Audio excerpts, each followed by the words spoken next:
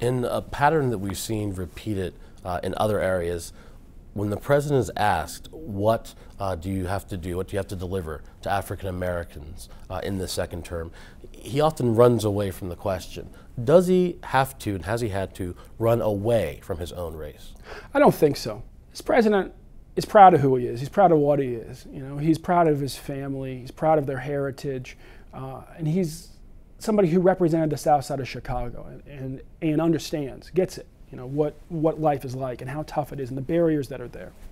But at the same time, this president has not, enjoyed the racial discussion. He's not someone who, often it feels like race has kind of chased him. I told this president early on that I'll be the head of the N.A.A.C.P. He can be the head of the country, you know, that we understand in the civil rights community that we have a responsibility to organize, to represent, to raise tough issues and to force action. While it's meaningful when he comes out and says, if I had a son, he would look like Trayvon, right?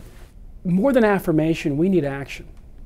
Like, if he really believes that he can build consensus to get more money into the economy, to create more jobs, by talking about the pain that is universal in so many communities across lines of race,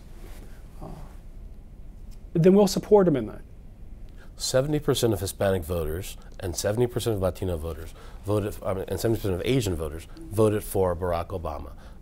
Did that surprise you? And secondly, does it suggest the possibility of a people of color political coalition? It wasn't surprising. I think if you kept on going, you would also see that women voted much higher for him, that whites who were in trade unions and more generally whites who are ethnic voted much higher rates for him. What all those communities have in common, the people of color communities, women voters, whites and trade unions and so forth, is that the far right wing tried to light all of our houses on fire at the same time. I believe their theory must have been that we would all run in different directions. We'd all run back to our individual houses and try to put out those fires. But instead something else happened. It herded everybody together. People came together and said the only way to overcome this situation is to say all for one and one for all. Have you been disappointed by the number of white males appointed to the cabinet in the second term so far?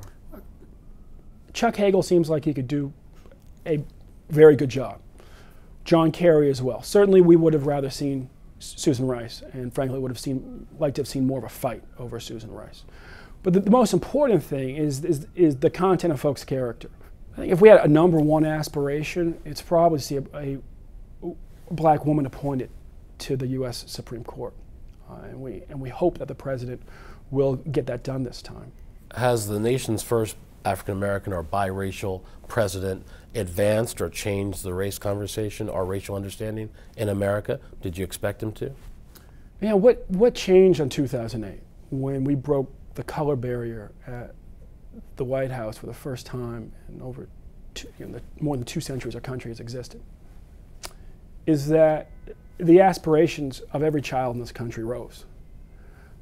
I can say as a black guy with a kind of funny last name, that when the black guy with a kind of funny last name becomes president of the United States, that everybody realizes that every child says, I can be president. The challenge now is on us. Now that we have kids who, some of them can be president, we actually have to do everything we can to make sure that our kids are ready to rise to the challenge.